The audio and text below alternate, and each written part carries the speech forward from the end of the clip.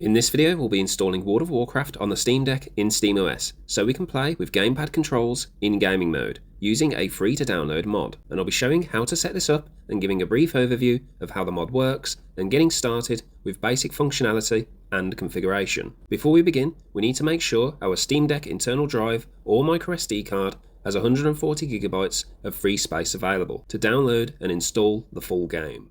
So once we're ready, let's go to desktop mode, and the first thing we need to do is open our file browser from the taskbar, go to Documents if we're installing to our internal drive, or go to our microSD card. Right click and make a new folder, and pressing the X button on our device, we can bring up the Steam keyboard and type BattleNet. Now once this folder has been created, let's go to our web browser and visit the official CurseForge website. Choose Get CurseForge app, and then select the CurseForge app image for Linux, and download this to your downloads folder, ready for later. Afterwards, we want to go to the BattleNet website and download the BattleNet setup to our downloads folder, and inside our downloads folder, we want to right click on the BattleNet setup and choose Add to Steam. From the taskbar, we want to select Steam, go to our library and search for the BattleNet setup. Let's click on the cog symbol, choose Properties, go to the Compatibility tab and assign Proton Experimental. Close the window and then press play on the setup. Once the setup loads, let's choose our language, press continue, and for our install location, we need to make sure we select change here. If you want to install the game to your microSD card, then choose /run media, and inside the media folder, you'll see your microSD, and inside we'll see the BattleNet folder we created earlier.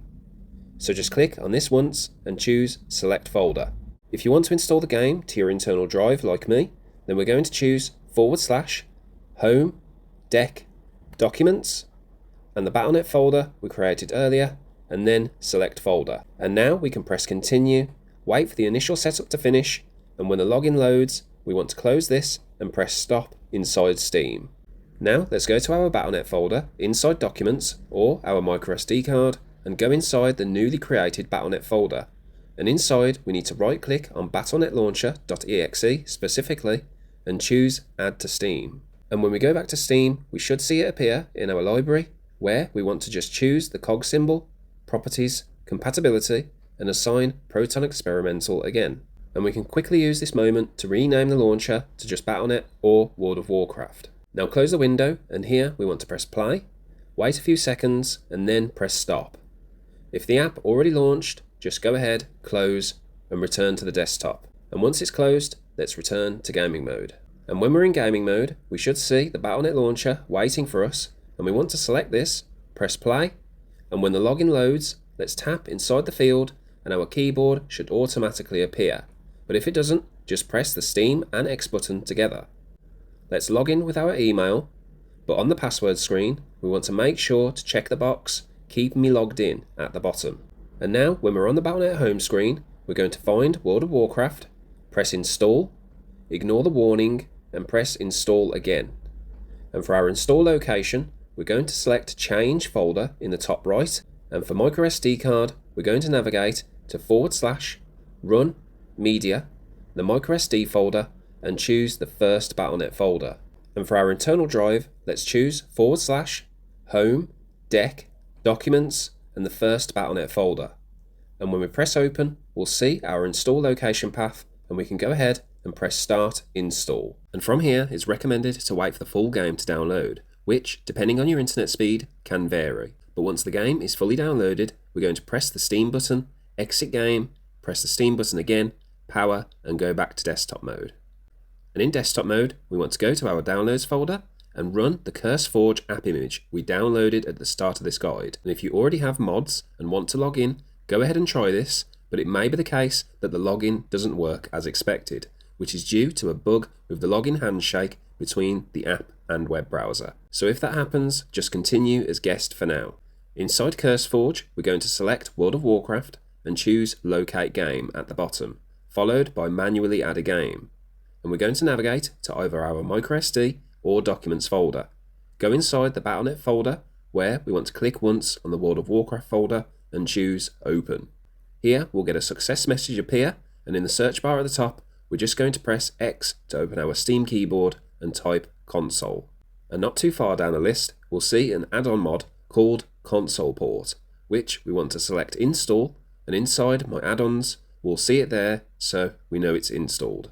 Now if you have any add-ons for World of Warcraft that you use and want to manually add because they're either not on CurseForge or you have a collection of them on your computer to transfer that fit your class and playstyle, then we want to go to our BattleNet folder, World of Warcraft, this retail folder, interface, and add-ons. And you can just paste the folders for each of them inside, and they should appear when we load the game in our add-ons list to activate and deactivate as we wish. And if you're new to CurseForge, there are lots of add-ons here to choose from, which we can try out. So take some time doing research and browsing online to see which add-ons might enhance your experience more than just ConsolePort. But when we're ready, let's go back to gaming mode, run BattleNet, run World of Warcraft, and press the Steam button, and double check our controller configuration is set to gamepad with joystick trackpad, as this will make sure that ConsolePort can read our Steam Deck controls. Now when we load into the game with our character, we should automatically see ConsolePort appear, where we'll be asked which controller we want to use. Now when we load into the game with our character, we should automatically see ConsolePort appear, where we'll be asked which controller we want to use, and we just want to choose Steam Deck and press continue. Now if we press LB and A together, we can bring up the main ring wheel and access all our menus such as inventory, map, talents, warbands, and everything else, and at the very top we can open the main ConsolePort menu and use LB and RB to cycle between the different tabs.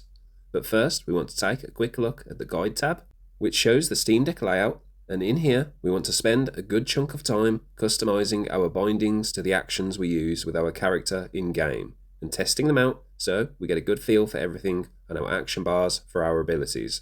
So here I'm just going to select the X button, and with my D-pad go to the action bar and select my steady shot ability. So now when I'm running around I can use this on an enemy. And if we press RB, we can see the settings tab, and I recommend reading through all these menus as there is a ton of freedom with what you can customize. There's a lot of different bindings available for the controls with shoulder button modifiers for over 40 different ability combinations, and after spending a bit of time we'll eventually have our character the way we want to. And on the action bar tab we have even more options available that we can customize, and on the rings tab we can create our own ring menu for items, spells, macros and mounts if we ever run out of bindings on our Steam Deck controls. And we can access this by pressing LT, LB and A together. Now before we end the video, I want to quickly go over how to add cover art in gaming mode. And to do this, we need to install Decky Loader and a plugin called SteamDB. This is an easy process, and I have a separate guide in the description on how to achieve this. If we go to the cog symbol for BattleNet with the SteamDB plugin installed, go to Change Artwork, and here we can assign all the artwork available. But if you prefer WoW artwork, then choose the cog symbol for BattleNet, Properties, and rename BattleNet to just World of Warcraft, so that when we go into Change Artwork, we'll have all the different artwork available that we can set, and we can also add expansions on the end like Burning Crusade, Wrath of the Lich King, etc. to grab artwork for those if we prefer.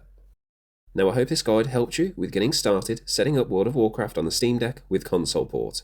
As mentioned previously, CurseForge is still available in desktop mode for adding other mods, and I recommend further research online through other videos and what other players are using on the Steam Deck.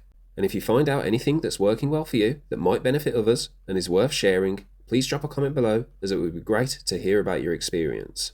So if you found this video helpful and learned something new today, please give the video a like, subscribe to the channel, leave a comment and share this video with others. And until next time, have a wonderful day, and I'll see you later.